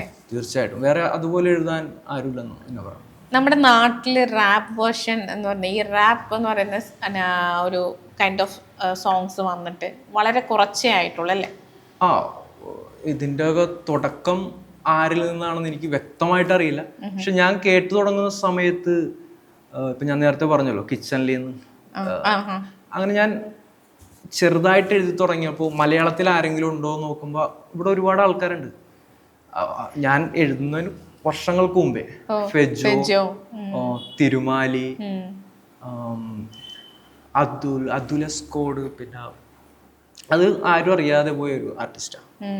പലരോടും സംസാരിക്കുമ്പോൾ എല്ലാവരുടെയും ഫേവറേറ്റ് ഒരു സമയത്ത് ആള് അച്ചായനായിരുന്നു. അച്ചായൻ, പിന്നെ ABI, അങ്ങനെ കുറെ ആർട്ടിസ്റ്റ് ഉണ്ട്. കലിയുഗം എന്ന് പറഞ്ഞ പുള്ളിയുടെ പേര് ഞാൻ പറഞ്ഞു. എൻ്റെ ഏറ്റവും ഫേവറേറ്റ് ഉള്ള ഒരു പാട്ടുകളിലൊന്നാണ് കലിയുഗം എന്ന്. അപ്പോൾ ഈ പറയുന്ന പോലെ ഈ റാപ്പ് എന്ന് പറയുന്ന ഒരു വെർഷൻ കൂടുതലും ജനകീയമാകുന്നത് എനിക്ക് തോന്നുന്നത് വേടൻ, ഡബ്സി ഇവരുടെ ഒരു കാലഘട്ടത്തിലാണെന്ന് തോന്നുന്നില്ലേ? ഉണ്ട്. ഫെജോയുടെ സോങ്സ് ഒക്കെ ഭയങ്കര ഹിറ്റാണ്. എന്നാലും കൂടുതൽ ജനകീയമാകുന്നത് എനിക്ക് തോന്നുന്നത് ഡബ്സിയുടെ കുറെ പാട്ടുകളാണ്. തല്ലുമാല, അതേപോലുള്ള കുറെ സിനിമയിലേക്ക് വന്നപ്പോഴാണ് അത് കൂടുതൽ ജനകീയമായത്. പക്ഷെ റാപ്പ് പ്രേമിക്കുന്നവരുടെ ഇടയിൽ നോക്കുകയാണെങ്കിൽ അത് വേടന്റെ പാട്ടുകൾക്കാണ് കൂടുതൽ ആരാധകരുള്ളത്. വേടന്റെ വാക്കുകള് വരികളിലോട് ഭയങ്കര താല്പര്യം എന്ന് പറഞ്ഞല്ലോ. അപ്പം അതിന് എന്തുകൊണ്ടാണ് അത്ര അട്രാക്ഷനിലേക്ക് ചെല്ലാൻ കാരണം മറ്റുള്ള റാപ്പേഴ്സും ഉണ്ട്, അവരുടെ കാര്യങ്ങളും നടക്കുന്നുണ്ട് ഒരു സൈഡില്. പക്ഷെ വേടനോട് കൂടുതലും ഒരു ഇൻട്രസ്റ്റ് തോന്നാൻ കാരണം വേടൻ പറഞ്ഞു വെക്കുന്ന കാര്യങ്ങൾ തന്നെ, ആ വരികളിലെ ഒരു കണക്ഷൻ ഉണ്ടല്ലോ. ഒരു പാട്ട് നമ്മളിലേക്ക് എത്തുന്നത് അതിന് പൊതുവായിട്ടുള്ള ഒരു സബ്ജക്റ്റ് വേണം. അത് ആദ്യം ഒരു പറഞ്ഞ വരീന രണ്ടാമത്തെ വരി താങ്ങ് വേണം. ആ താങ്ങ് ഓരോ വരികളിലും വേണം. ആ ഒരു കണക്ഷൻ ഇല്ലെങ്കിൽ ആൾക്കാർക്ക് കിട്ടില്ല, മുറിഞ്ഞു പോകും. വേടന് അത് ഭയങ്കര കൂടുതലാണ്. അതെനിക്ക് ഭയങ്കരമായിട്ട് അട്രാക്ട് ചെയ്തത്. വേറെ കുറേ ആർട്ടിസ്റ്റ് ഉണ്ട്, നല്ല കുറേ ആർട്ടിസ്റ്റ് ഉണ്ട്, നമ്മൾ അറിയില്ലാത്ത കുറേ ആൾക്കാരുണ്ട്. പക്ഷെ വരികളിൽ വേടൻ എന്താണ് ലക്ഷ്യം? അതായത് ആൾക്കാരെ എന്റർടൈൻമെന്റ് ചെയ്യിക്കാനുള്ള നല്ല സോങ്ങുകൾ ഇറക്കണമെന്ന് ഭയങ്കര ആഗ്രഹമുണ്ട്. അതോടൊപ്പം എൻ്റെ എല്ലാ സോങ്ങുകളും അവസാനിക്കുന്നത് പുതുതലമുറയെ നിങ്ങൾക്ക് ഈ സമൂഹത്തിൽ എന്തെങ്കിലും മാറ്റം വരുത്താൻ പറ്റുള്ളൂ എന്നുള്ള ഒരു കോട്ടോടുകൂടിയാണ് അത് ഞാൻ മിക്ക പാട്ടുകളും തീർത്തിരിക്കുന്നത്. ആ സബ്ജക്റ്റ് അതാണെങ്കിൽ അപ്പൊ അവരുടെ കൂടെ ചേർന്നിട്ട് എന്തെങ്കിലുമൊക്കെ ചെയ്യണമെന്ന് ആഗ്രഹമുണ്ട്. ഇത്രയും സംസാരിച്ചു. എൻ്റെ കൂട്ടത്തിൽ ഒരു കാര്യം മാത്രം നമ്മൾ പറഞ്ഞില്ല, വീട്ടിലെ ഫാമിലിയുടെ കാര്യങ്ങൾ ഒന്ന് പറഞ്ഞാൽ. വൈഫ് വൈഫ് ടീച്ചറാണ്. കൊച്ചിന് 6 വയസ്സുണ്ട്, മോള. ഓക്കെ. അപ്പനമ്മ അനിയൻ. ഓക്കെ. അമ്മൂമ്മയുണ്ട്, അപ്പയുടെ അമ്മ. ഓക്കെ. വീട്ടിലെല്ലാവരും സപ്പോർട്ടീവ് ആണോ ഈ ഒരു കാര്യത്തിൽ, എഴുത്തും റാപ്പും? അപ്പനും അമ്മക്കൊന്നും വലിയ താല്പര്യമില്ല. അവർക്ക് അവര് പറയുന്നത് ഞാൻ എപ്പോ എഴുതാൻ തുടങ്ങിയോ അതോടുകൂടി നശിച്ചു എന്നാ. ഇത് സത്യമാണ്. അതായത് അതിനു മുമ്പൊക്കെ ഞാൻ സൈലന്റ് ആയിരുന്നു. അവരെന്തു പറയുന്നു, ഇപ്പൊ ഹോട്ടൽ മാനേജ്മെന്റ് പഠിച്ചത് എന്റെ ഇഷ്ടമല്ല, അവരെന്നെ കൊണ്ടുപോയി ചേർത്തു, ഞാൻ പഠിച്ചു. എല്ലാം അങ്ങനെ തന്നെയായിരുന്നു. എഴുതാൻ തുടങ്ങി, നമ്മൾ ചിന്തിക്കാൻ തുടങ്ങി. അപ്പൊ അതാണ് ഈ അമേരിക്ക എന്ന് പറയുന്ന രാജ്യത്തോട് എനിക്ക് ഇത്ര ഒരു ഇഷ്ടം തോന്നാൻ കാര്യം. എന്നെ എഴുത്ത് പഠിപ്പിച്ചത് ആ രാജ്യത്തു നിന്നാണ് ഞാൻ പഠിച്ചത്. കൂടുതൽ ചിന്തിക്കാൻ തുടങ്ങി. ആദ്യം മനുഷ്യന്റെ വില എന്താന്ന് പഠിച്ചത് ഞാൻ ആ രാജ്യത്തു നിന്നാണ്. വേറെ ഒരു സ്ഥലത്തൊക്കെ വർക്ക് ചെയ്യുമ്പോഴും നമുക്ക് പല പരിമിതികളുണ്ട്. അപ്പോൾ അതിൻ്റെ ഒരു പ്രതിഫലനം എന്നുള്ള നിലക്ക് എഴുതാൻ തുടങ്ങിയതിന് ശേഷം ഞാൻ ചില കാര്യങ്ങളോട് നോ പറയാൻ തുടങ്ങി. ഒരുപാടില്ലെങ്കിലും എൻ്റെ ഒരു സ്വഭാവം വെച്ചിട്ട് വളരെ നോ പറയില്ല ഞാൻ ഒരിക്കലും. കാര്യം പറഞ്ഞാൽ അവരെന്ത് വിചാരിക്കും, ഇല്ലെങ്കിൽ പോലും ചെയ്യുക എന്നുള്ളൊരു മെൻറ്റാലിറ്റി ഉള്ള ആളായിരുന്നു. ഇപ്പോൾ കുറച്ച് പറയാൻ പഠിച്ചിട്ടുണ്ട്. ഇതിൻ്റെയൊക്കെ ഒരു ഭാഗമായിട്ടാണത്. അത് വീട്ടുകാരോട് നോ പറയും. നമുക്ക് ഇഷ്ടമില്ലാത്ത കാര്യത്തിലാണെങ്കിൽ അതിൽ പറയും. ഇപ്പോൾ വീട്ടുകാർ പറയും പള്ളിയിൽ പോകണം. എൻ്റെ ഫാമിലി എന്ന് പറഞ്ഞാൽ ക്രിസ്ത്യൻ, അപ്പനും അമ്മയും ക്രിസ്ത്യൻ. ഞാനും ഒരു ടൈം വരെയൊക്കെ വിശ്വാസിയായിരുന്നു. അടുത്ത വിശ്വാസിയൊന്നുമല്ല, പള്ളിയിലൊക്കെ പോവും. ചെറുപ്പത്തിൽ ഞാൻ അൾത്താര ബാലകനായിരുന്നു. ആ സമയത്തൊക്കെ വിശ്വാസിയായിരുന്നു. ഇപ്പൊ വിശ്വാസിയല്ല. ഇപ്പൊ എനിക്ക് താല്പര്യമില്ല. ഈ ഒരു വിശ്വാസത്തിലൊന്നും എനിക്ക് താല്പര്യമില്ല. അതായത് ഒരു നല്ല വ്യക്തിയായിട്ട് ജീവിക്കണമെങ്കിൽ ഒരു വിശ്വാസമോ ഏതെങ്കിലും ഒരു ദൈവത്തിൻ്റെ ഇതോ വേണമെന്ന് എനിക്ക് തോന്നുന്നില്ല. ആ ഒരിത് കൊണ്ട് മാത്രം. അപ്പോൾ അതിലൊക്കെ ഇവർക്ക് എന്നോട് ഭയങ്കര ഒരു ഇതുണ്ട്. അതായത് അതൊരു നോയാണല്ലോ എനിക്ക്. അതായത് ഒരു സ്വകാര്യ കാര്യമാണ് ഈ ദൈവവും ജാതിയും അതൊക്കെ.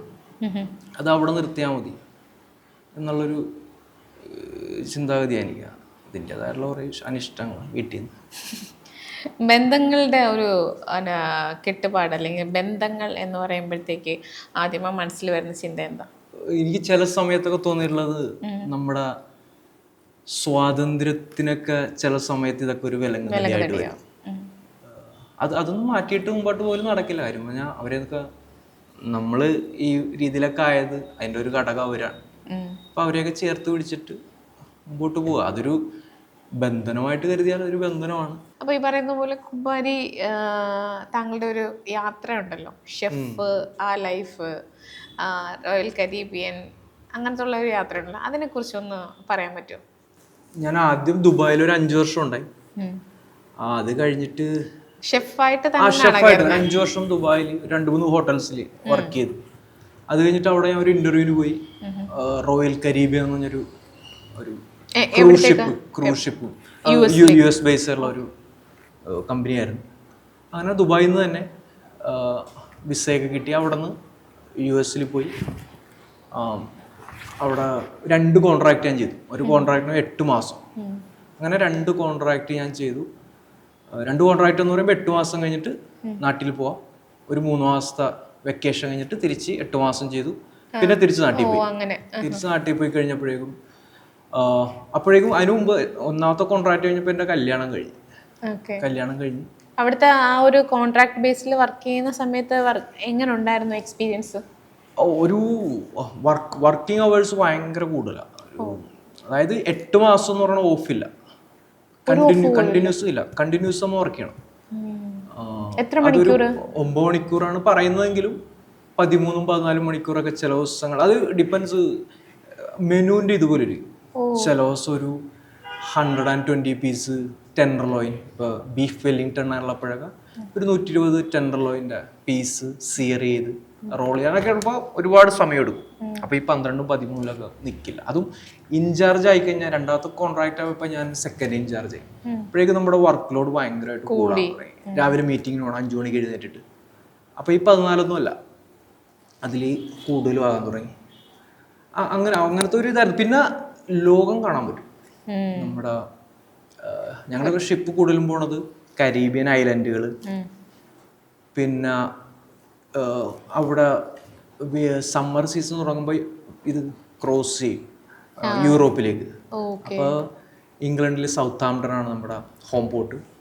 പിന്നെ അടുത്തുള്ള കുറേ രാജ്യങ്ങൾ, ഫ്രാൻസ്, ഫിൻലാൻഡ് വരെ പോകുമായിരുന്നു. Finland, Oslo, Norway, Russia, saint Petersburg, അവിടെയൊക്കെ കുറെ ട്രാവൽ ചെയ്യാൻ പറ്റിയിട്ടുണ്ട്. അതൊരു നല്ലൊരു ജസ്റ്റ് ട്രാവൽ ചെയ്ത് പോകുന്നത്. നിങ്ങളിപ്പോ ഇത്രയും മണിക്കൂർ വർക്ക് ചെയ്യുന്നവരല്ലേ, അപ്പൊ നിങ്ങൾക്ക് പുറത്തേക്കൊക്കെ പോകാൻ പറ്റും? പുറത്തേക്ക് പോകാൻ പറ്റും. അതായത് ഇപ്പൊ പോർട്ട് ഡേ, പോർട്ട് ഡേ ഉണ്ട്. ഡേ എന്ന് പറഞ്ഞാൽ നമ്മൾ കടലിൽ തന്നെ ഇരിക്കും. അന്നത്തെ ദിവസം വർക്ക് ഭയങ്കര കൂടുതലായിരിക്കും. കാര്യം പറഞ്ഞാൽ ഗസ്റ്റ് ഒന്നും പുറത്തു പോകുന്നില്ല. പോർട്ട് ഡേ ആകുമ്പോൾ ഗസ്റ്റ് മുഴുവൻ പുറത്തു പോകും. അതിൽ കുറെ പേര് പുറത്തു പോയി ഫുഡ് കഴിക്കും. അപ്പോഴേക്കും നമ്മുടെ വർക്ക് ഇച്ചിരി കുറയും. ഈ പോഡ് ഡേ നമുക്ക് 2-3 മണിക്കൂർ ഈ ഡേ ടൈമിൽ ഫ്രീ ടൈം കിട്ടും. അപ്പോഴേക്കും നമുക്ക് പുറത്ത് പോയിട്ട് തിരിച്ചു വരാം. അങ്ങനെയുള്ള ഇതൊക്കെ ഉണ്ട്. ഒരു കാർഡ് ഉണ്ട്, അത് മാത്രം കാണിച്ചാൽ മതി. അങ്ങനെ 2 കോൺട്രാക്ട് കഴിഞ്ഞു, കല്യാണം കഴിഞ്ഞു, കുട്ടിയായി. ആ കുട്ടി 2 മാസം ഉള്ളപ്പോഴാണ് ഞാൻ പിന്നെ 3ാമത്തെ കോൺട്രാക്റ്റിന് തിരിച്ചു പോന്നു. അപ്പൊ ആ പോകുന്നതിന് മുമ്പ് എൻ്റെ ഒരു കൂട്ടുകാരൻ ഇതേപോലെ തന്നെ ഷിപ്പിൽ വർക്ക് ചെയ്തിട്ട് അവൻ US വേറെ ലാൻഡിൽ വർക്ക് ചെയ്യുന്നുണ്ട്, റെസ്റ്റോറൻറ്റിൽ. അപ്പൊ അവൻ എന്നോട് ചോദിച്ച്, നമ്മുടെ ഒരു കമ്പനിക്കാരൻ, അപ്പൊ ഒരു ദിവസം നമ്മുടെ ന്യൂ ഇയറിൻ്റെ ഒക്കെ പരിപാടിയാണ്. ന്യൂ ഇയറിൻ്റെ ഒക്കെ പരിപാടിക്ക് നമ്മൾ 2 അടിച്ചിട്ടിരിക്കുമ്പോ അവൻ വിളിച്ചിട്ട് പറഞ്ഞ് വരുന്നുണ്ടോന്ന് ചോദിച്ചു. എടാ ലാൻഡിൽ വർക്ക് ചെയ്ത് കഴിഞ്ഞാൽ ഇച്ചിരി ബെറ്റർ ആണ്, വർക്കിംഗ് അവേഴ്സ് ഇത്ര ഇല്ല, ശമ്പളം കൂടുതലുണ്ട്. അങ്ങനെ ഞാൻ ആ ഒരു ഇതിന്റെ പുറത്ത് പറഞ്ഞു വരാന്ന് പറഞ്ഞു. ഇതിനെക്കുറിച്ച് ഞാൻ സീരിയസ് ആയിട്ടൊന്നും തീരുമാനിച്ചിട്ടില്ല. ലാൻഡിൽ പോവുക, അവിടെ വർക്ക് ചെയ്യുക, അതിനെക്കുറിച്ചൊന്നും സീരിയസ് ആയിട്ട് ചിന്തിച്ചില്ലായിരുന്നു. പക്ഷെ ഞാൻ യെസ് പറഞ്ഞു. അങ്ങനെ ഞങ്ങൾ പോണ സമയമായി. ഇപ്പോൾ കൊച്ചിന് 2 മാസമായി. അവളുടെ ബൗത്തീസ് കഴിഞ്ഞിട്ട് നേരെ പോകുന്നു. മയാമി എയർപോർട്ടിൽ ചെന്നിട്ടാണ് ഞാൻ തീരുമാനിക്കണം. ഷിപ്പിൽ 2 ഓപ്ഷൻ ഉണ്ട്. ഷിപ്പിലേക്ക് പോവാം, എനിക്ക് എത്ര നാൾ വേണമെങ്കിലും ഈ 8 മാസത്തെ പീരീഡിൽ നാട്ടിൽ പോയിട്ട് വരാം. പക്ഷെ ലാൻഡിൽ വർക്ക് ചെയ്യുകയാണെങ്കിൽ അവിടെ ഒരു വർക്ക് ചെയ്യുന്ന അത്രയും കാലം നമുക്ക് വർക്ക് ചെയ്യാം. ഇപ്പോൾ 2 വർഷം, 3 വർഷം, 5 വർഷം, 25 വർഷമായിട്ട് ചെയ്യണവരൊക്കെ ഉണ്ട് അവിടെ. 2 ഓപ്ഷനാണുള്ളത്. ഇത് വർക്ക് ചെയ്ത് കഴിഞ്ഞാൽ കാശ് കൂടുതൽ കിട്ടും, പോയി കഴിഞ്ഞാൽ പിന്നെ ആ രാജ്യത്തേക്ക് കയറാൻ പറ്റില്ല, നമുക്ക് ബാൻ വരും. അതായത് C1D വിസ എന്ന് പറയുന്ന ഒരു വിസയാണ്. അപ്പോൾ അത് വെച്ചിട്ട് 29 ദിവസത്തിൽ കൂടുതൽ നിന്ന് കഴിഞ്ഞാൽ 3 വർഷത്തെ ബാൻ വരും. അപ്പോൾ 2 ഓപ്ഷൻ ഉണ്ട്, ഏത് തിരഞ്ഞെടുക്കണം. അവിടെ വെച്ചിട്ട് ഞാൻ തീരുമാനിച്ചു, എന്തായാലും കുറച്ചാൾ നിന്നിട്ട് കുറച്ച് പൈസ ഉണ്ടാക്കിയിട്ട് തിരിച്ചു പോകാം. അങ്ങനെയാണ് ഞാൻ ഷിപ്പിൽ എന്നുള്ള ആ വഴി ഉപേക്ഷിച്ചിട്ട് നേരെ പുറത്തേക്ക് ഇറങ്ങുന്നു.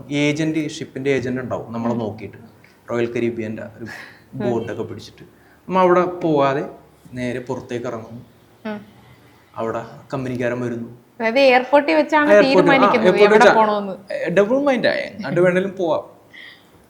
അവനെ വിളിച്ചു പറയുന്നു, അവൻ വരുന്നു, കയറി പോകുന്നു. അങ്ങനെ ഫസ്റ്റ് ഫ്ലോറിഡ, അങ്ങനെയാണ് നേരത്തെ പറഞ്ഞ ആ ഒരു റെസ്റ്റോറൻറ്റ്. അവിടെ വെച്ച് കുറെ ട്രാവൽ ചെയ്തു. അവിടുത്തെ യാത്രയും അവിടുത്തെ ജീവിത ശൈലിയും ഒക്കെ ഭയങ്കര ഡിഫറെന്റ് ആയിരുന്നു. ഞാൻ അതിനു മുമ്പ് ദുബായിലുള്ള ഒരു എക്സ്പീരിയൻസ് മാത്രമേ ഉള്ളൂ. ഒരു റൂമിൽ 12 പേര് കിടക്കുന്നു. ദുബായിലൊക്കെ ഹോട്ടൽസ് അങ്ങനെയാണല്ലോ. അതിൽ നിന്ന് മാറി സിംഗിൾ റൂം, ഒരു ഫുള്ള് വില്ല. ഞങ്ങൾ 5 പേര്. നല്ലൊരു എക്സ്പീരിയൻസ് ആയിരുന്നു. അങ്ങനെ 2 വർഷം ഞാൻ അവിടെ വർക്ക് ചെയ്ത്, ആ ഒരു റെസ്റ്റോറൻറ്റിൽ വർക്ക് ചെയ്ത്. അവിടെ നിന്നാണ് എഴുത്ത് തുടങ്ങിയത്. പിന്നെ കുറച്ച് ട്രാവൽ ചെയ്യണം തോന്നി. അത് കഴിഞ്ഞിട്ട് ഞാൻ നോർത്ത് കരോലീന എന്ന് പറഞ്ഞ സ്ഥലത്ത് പോയി. അവിടെ ഒരു 2 മാസം നിന്നു. പിന്നെ ഫുള്ള് ട്രാവലിംഗ് ആയിരുന്നു. പിന്നെ അത് കഴിഞ്ഞിട്ട് US-ന്റെ മിഡിലുള്ള ഒമാഹ എന്ന് പറഞ്ഞൊരു സ്റ്റേറ്റ് അല്ല, സ്റ്റേറ്റിൻ്റെ പേര് നബ്രാസ്ക എന്ന ഡിസ്ട്രിക്ട്, മിഡിലാണ്. ഒമാഹയാണ് അവിടുത്തെ മെയിൻ ടൗൺ. അവിടെ വർക്ക് ചെയ്തു. അവിടെ ഒരു 3 മാസം വർക്ക് ചെയ്തു. അത് കഴിഞ്ഞിട്ട് തിരിച്ച് നാട്ടിലേക്ക് പോരുന്ന സമയത്ത് ആണ് ചിക്കാഗോ, ഇലിനോയ്സിൽ ഒരു 2 മാസം വർക്ക് ചെയ്തു. അത് കഴിഞ്ഞിട്ടാണ് പിന്നെ ഞാൻ നാട്ടിലേക്ക് പോകുന്നത്. നാട്ടിലേക്ക് പോന്നു. ഇവിടെ 2 വർഷം. ആ സമയത്താണ് ഈ ചുവർ ചിത്രരചന, പാട്ടുകളിൽ ഇച്ചിരി അതിന് മുമ്പ് എഴുതിയ സാധനങ്ങളൊക്കെ തന്നെ, പക്ഷെ ഇച്ചിരി നന്നായിട്ടൊക്കെ എഴുതിയത്. പിന്നെ വന്ന പാട്ടുകളാണ് ഈ പ്ലാസ്റ്റിക്കോ, മുല്ലപ്പെരിയാർ. കുമ്പാരിയുടെ ഒരു ലൈഫ് പറഞ്ഞല്ലോ, വീട്ടിൽ അടക്കി വളർത്തിയ ഒരു കുട്ടി എന്നൊക്കെ പറഞ്ഞല്ലോ. ഈ അടക്കി വളർത്തിയ ഒരു കുട്ടി പുറത്തേക്കൊരു ലോകത്തേക്ക് പോയപ്പോഴത്തേക്ക് ഉണ്ടാകുന്ന ഒരു വ്യത്യാസവും എന്തായിരുന്നു മനസ്സിൽ എക്സ്പീരിയൻസ്? ഒരു ഫ്രീഡം കിട്ടിയ ഒരു ഫീലായിരുന്നോ? ഇല്ല, അത് US വെച്ചിട്ട് ഫ്രീഡം കിട്ടിയല്ല, അതിനു മുമ്പേ എനിക്ക് ഫ്രീഡം കിട്ടിയായിരുന്നു. അതായത് ഞാൻ ഹോട്ടൽ മാനേജ്മെൻറ്റ് +2 കഴിഞ്ഞിട്ടാണ് ഞാൻ ഹോട്ടൽ മാനേജ്മെൻറ്റ് പഠിക്കണത്. അപ്പോൾ ഒരു 17-18 വയസ്സ്. ആ ഒരു 18 വയസ്സായപ്പോൾ തന്നെ ഞാൻ വീട്ടിൽ നിന്ന് മാറി നിൽക്കാൻ തുടങ്ങി. അതായത് എൻ്റെ ജോലിയുടെ ഭാഗമായിട്ട്. ഞാൻ ഫസ്റ്റ് വർക്ക് ചെയ്യുന്നത് ഇവിടെ എറണാകുളത്ത് തന്നെ വൈറ്റ് ഫോർട്ട് എന്നുള്ളൊരു ഇതിലാണ്. പക്ഷെ ഞാൻ വീട്ടിൽ പോയിട്ട് വരുമായിരുന്നു. പിന്നെ അത് കഴിഞ്ഞ് പാലക്കാട് മലമ്പുഴ ഡാമിൻ്റെ അടുത്തുള്ള ഒരു ട്രൈപ്പൻ്റെ എന്ന് പറഞ്ഞൊരു ഹോട്ടലിൽ ഒരു 6 മാസം വർക്ക് ചെയ്തു. അവിടെ നിന്നാണ് വീട്ടിൽ നിന്നുള്ള മാറി നിൽക്കാൻ തുടങ്ങിയത്. പിന്നെ ട്രിവാൻഡ്രത്ത്, പാളയത്ത് PMG ജംഗ്ഷനിൽ മസ്കറ്റ് ഹോട്ടലിൽ ഒരു വർഷം വർക്ക് ചെയ്തു. അത് കഴിഞ്ഞിട്ട് ആന്ധ്രയിൽ പോയി അവിടെ ഒരു വർഷം. അപ്പം ഓൾറെഡി ആ സമയത്ത് തന്നെ ഒരു സ്വതന്ത്രമായി തുടങ്ങി. വീട്ടിൽ നിന്ന് അവരുടേതായിട്ടുള്ള ഫോൺ വിളികളും കാര്യങ്ങളൊക്കെ കൺട്രോളുകളൊക്കെ ഉണ്ടെങ്കിലും ആ സമയത്ത് തന്നെ ഞാൻ സ്വാതന്ത്ര്യം അനുഭവിച്ചു തുടങ്ങിയിട്ടുണ്ട്. പിന്നെ അത് കഴിഞ്ഞിട്ട് ദുബായിൽ പോയി. US എത്തിയപ്പോഴേക്കും വേറെ ഒരു തലത്തിലേക്ക് എത്തി. സ്വാതന്ത്ര്യം കൂടാതെ ചിന്തിക്കാൻ തുടങ്ങി. എഴുതാൻ തുടങ്ങിയപ്പോൾ ചിന്തിക്കാൻ തുടങ്ങി. മനുഷ്യന്മാരുടെ വില അറിഞ്ഞു തുടങ്ങി. അതിനു മുമ്പൊക്കെ ഒരു എല്ലായിടത്തും അടിമത്വം തന്നെയാണ്. ഇപ്പം ദുബായിലായാലും പ്രത്യേകിച്ച് ഒരു ഇന്ത്യൻ മാനേജ്മെൻറ്റിൻ്റെയൊക്കെ കീഴിൽ വർക്ക് ചെയ്യുമ്പോൾ സ്വാഭാവികമായിട്ടും അടിമത്വം തന്നെയാണ്. അതേസമയം ഒരു വൈറ്റിൻ്റെയൊക്കെ കീഴിലാണെങ്കിൽ നമുക്ക് ഇച്ചിരി കൂടി ഇപ്പോൾ ഒരു 3 പേര് താമസിക്കുന്ന ഒരു റൂം നമുക്ക് കിട്ടിക്കൊണ്ടിരിക്കണമെങ്കിൽ ഒരു ഇന്ത്യനോ അല്ലെങ്കിൽ ഒരു ഈജിപ്ഷ്യനോ ഇതേപോലുള്ള രാജ്യങ്ങളിൽ നിന്ന് വന്നവർ വരുംതോറും നമ്മുടെ അവിടുത്തെ ഫെസിലിറ്റീസ് കുറയും. 3 പേര് 6 ആവും, 6 പേര് 10 ആവും. അങ്ങനെയുള്ള കുറേ ഇത് അനുഭവിച്ചിട്ടുണ്ട്. ഇപ്പം കുമ്പാരി നേരത്തെ പറഞ്ഞ പോലെ അടക്കി വളർത്തിയ ഒരു കുട്ടി എന്ന് പറഞ്ഞു. ഒരുപാട് യാത്രകളൊക്കെ വന്നപ്പോൾ കുറേ അറിവുകളും സമ്പാദിച്ചു എന്ന് പറഞ്ഞു. അപ്പം അടക്കി വളർത്തിയ ഒരു കുട്ടിയിലുണ്ടായ ഒരു കുറേ വീർപ്പുമുട്ടലുകളും പറഞ്ഞു. അപ്പം അതെങ്ങനെ ആ ഒരു സമയത്ത് ഹാൻഡിൽ ചെയ്തേക്ക് എങ്ങനെയാണ്? അതായത് എൻ്റെ ജോലിയുടെ ഭാഗമായിട്ട് ഞാൻ പുറത്തേക്ക് ഇറങ്ങിയപ്പോഴേക്കും മറ്റുള്ളവരായിട്ട് എനിക്ക് മിങ്കിൾ ചെയ്യാൻ പറ്റാത്ത രീതിയിലേക്കായിരുന്നു. കാരണം ഒരു ഇൻ്റർവ്യൂവിന് പോയെന്നാൽ പോലും എനിക്ക് അവരുടെ മുഖത്ത് നോക്കി ഭയമാണ്. ഉള്ളിൽ ഭയം മാത്രമേ ഉള്ളൂ. നമ്മൾ ഇതിനു മുമ്പ് ആരോടും ഒരു ഉത്തരവാദിത്തമുള്ള കാര്യങ്ങളൊന്നും എന്നെ ഏൽപ്പിച്ചിട്ടൊന്നുമില്ല. എന്തിനൊരു ഗവൺമെൻറ് ഓഫീസിൽ പോയിട്ട് കറണ്ട് ബില്ല് ഞാൻ അടച്ചിട്ടില്ല.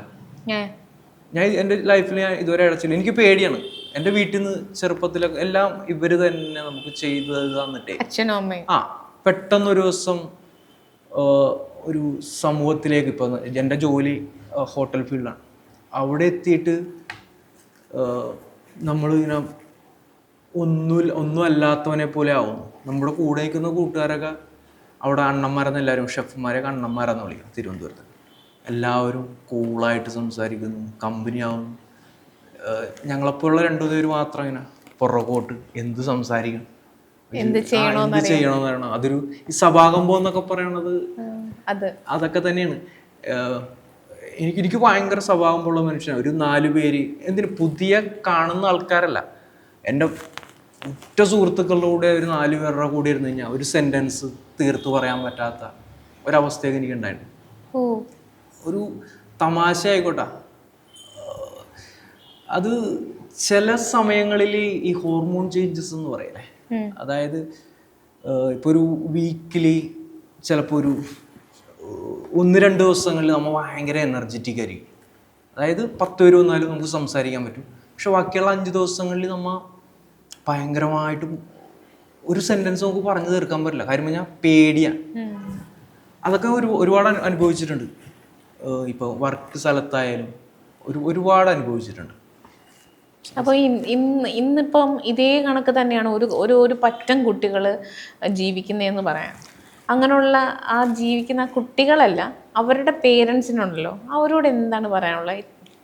അവരുടെ പാരൻസിന് പോണതിന് മുമ്പ് ഞാനിപ്പോൾ നമ്മുടെ നാട്ടിൽ തന്നെ ഇപ്പോൾ എന്നെപ്പോലെയുള്ള എനിക്ക് സത്യം പറഞ്ഞു കഴിഞ്ഞാൽ ഞാനൊക്കെ ആ ചെറുതായിരിക്കുന്ന സമയത്ത് നമ്മൾ കാണുന്ന ഭയങ്കര വൈബുള്ള ആ ഒരു കൂട്ടത്തിലൊക്കെ പോയിട്ട് അവരുടെ നടുക്കിരുന്ന് തമാശ പറയണമെന്ന് എനിക്ക് ഒരുപാട് ആഗ്രഹങ്ങളുണ്ട്. പക്ഷേ നമ്മൾ ഇങ്ങനെ നോക്കി സൈക്കിളിന് അങ്ങോട്ട് പോണേ. അതേപോലെ ഇപ്പോഴും ഉണ്ട് നമ്മുടെ നാട്ടിൽ. പക്ഷെ ഒരു കൂട്ടം ഈ നേരത്തെ പറഞ്ഞ ഒരുപാട് സഭാഗമങ്ങളൊന്നും ഇല്ലാത്ത അവരുടെ ജീവിത സാഹചര്യങ്ങൾ കൊണ്ടാകാം, അവരുടെ വേറെ വളർന്നു വന്ന രീതികൾ കൊണ്ടാകാം, അവർക്ക് അങ്ങനെയുള്ള വരുന്നില്ല. പക്ഷെ അതിൽ നിന്ന് മാറി നിൽക്കുന്ന കുറച്ച് കുട്ടികളെ നമ്മൾ നോക്കണം. അവർക്ക് ഈ പ്രശ്നങ്ങൾ ഉണ്ട്. പിന്നെ പാരൻസ് എന്ന് പറഞ്ഞു കഴിഞ്ഞാൽ അവർക്കും പോരായ്മകളുണ്ട്. അവരുടെ സമയത്തിൻ്റെ ലഭ്യത. ഇപ്പം നോക്കിക്കഴിഞ്ഞാൽ ഒരു വീട്ടിൽ 2 പേരും ജോലി എടുക്കാതെ മുന്നോട്ട് പോകാൻ പറ്റാത്ത അവസ്ഥയിലാണ്. അപ്പോൾ അവർക്ക് കുറേ പരിമിതികളുണ്ട്. അവരുടെ കുട്ടികളെ നോക്കുന്നതിലുള്ള കുറേ പ്രശ്നങ്ങളുണ്ട്. അതൊക്കെ ഇതിൽ ബാധിക്കുമെന്നാണ് എനിക്ക് തോന്നുന്നത്. ഇപ്പോൾ കഴിഞ്ഞ ദിവസം എൻ്റെ വീടിൻ്റെ അടുത്ത് തന്നെ ഈ ഇലക്ട്രിക് ലൈൻ്റെ ഇതിൽ വന്ന് ഈ ഇലകളും മരങ്ങളുടെ ശിഖരങ്ങളൊക്കെ വന്ന് മുട്ടി നിൽക്കുമല്ലോ, അത് ടച്ച് വെട്ടാൻ വേണ്ടിയിട്ട് വരുമല്ലോ. അപ്പോൾ ഇവർ വെട്ടി റോഡുകളിൽ ഇട്ടിട്ട് പോയേക്കണേ. അപ്പോൾ എൻ്റെ വീടിൻ്റെ തൊട്ടടുത്ത് തന്നെ കുറേ കുട്ടികൾ അവിടെ നിന്ന് കളിക്കുന്നുണ്ട്. അവരെല്ലാം വന്ന വഴി ഇത് തന്നെയാണ്. ഞാൻ സൈക്കിളിൽ ഇങ്ങനെ പോകുന്നു.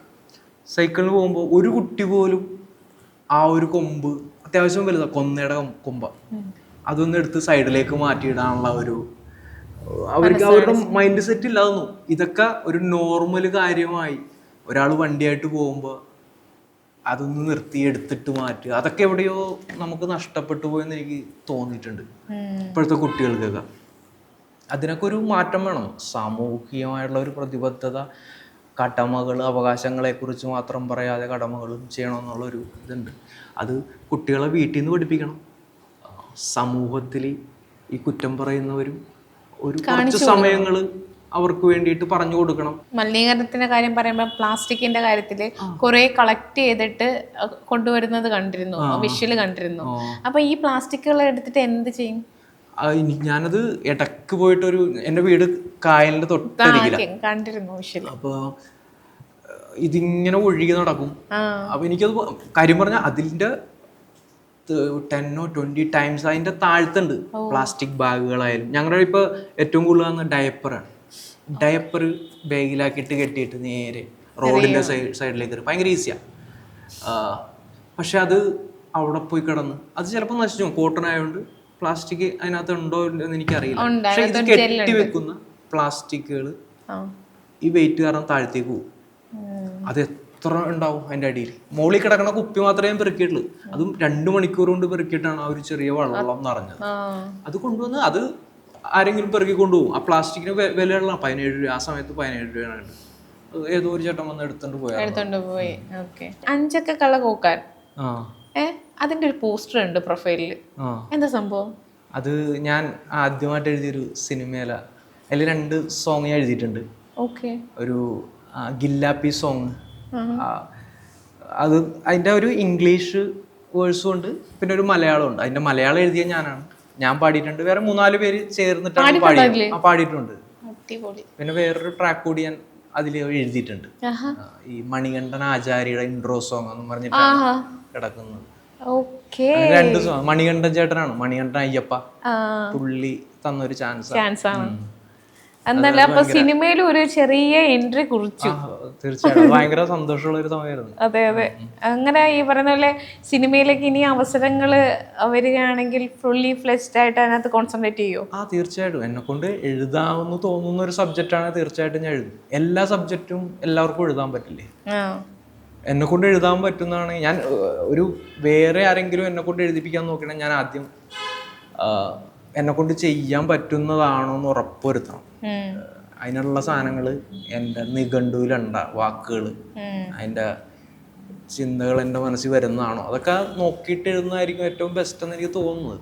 കിട്ടുകയാണെങ്കിൽ കിട്ടട്ടെ, അങ്ങനെ ഒരുപാട് അവസരങ്ങൾ കിട്ടട്ടെ. ഈ പറയുന്ന പോലെ ഈ ഒരു ഇൻ്റർവ്യൂ ഇപ്പം കുമ്പാരി ഫസ്റ്റ് ഇൻ്റർവ്യൂ ആണെന്ന് പറഞ്ഞു. അപ്പം ഈ ഒരു ഇൻ്റർവ്യൂവിൽ നിങ്ങളെ കണ്ട് നിങ്ങളുടെ വരികൾ ഇഷ്ടപ്പെടുന്ന ഒരുപാട് സംവിധായകരും സിനിമാ പ്രേമികളായിട്ടുള്ള ഒരുപാട് പേരും ഉണ്ട്. അപ്പം നിങ്ങൾ ഒരുപാട് പേര് അറിയാനിടയാവട്ടെ, ഒരുപാട് വർക്കുകൾ വരട്ടെ, ഒരുപാട് നല്ല നിലപാടുകൾ നിങ്ങളുടെ വരികളിലൂടെ, അതിശക്തമായ നിലപാടുകളൊക്കെ സമൂഹത്തിൽ വ്യാപിക്കട്ടെ. അപ്പോൾ ഒരുപാട് സന്തോഷം ഇത്രയും നേരം ഞങ്ങളുടെ കൂടെ കൂടിയതിന്. Thank you so much. Thank you. അതേപോലെ എന്നെ ഇങ്ങോട്ട് ഇൻവൈറ്റ് ചെയ്തതിനും സമയം ഇവിടെ ഇരുന്ന് സംസാരിക്കാനുള്ള ഒരു സാഹചര്യം ഉണ്ടാക്കി തന്നതിനും ഒരുപാട് താങ്ക്സ് ഉണ്ട്.